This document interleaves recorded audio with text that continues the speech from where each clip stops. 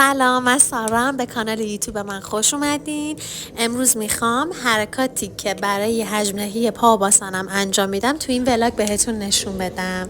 سابسکرایب، لایک، کامنت یادتون نره.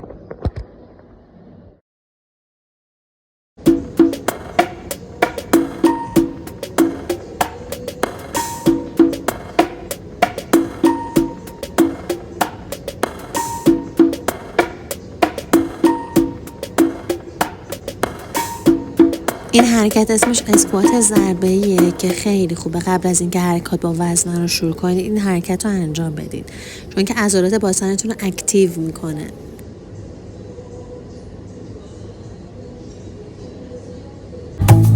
آب خوردن فراموش نشه، حتما آب بخورید چون آب خیلی خیلی مهمه.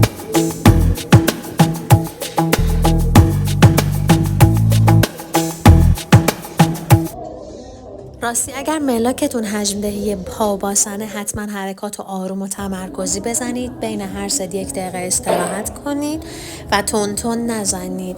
وزنه ها هم تا 70% توانتون استفاده کنید، چون وزنه سنگین زدن و تون زدن ملاک در حجم دهی باسن نیست.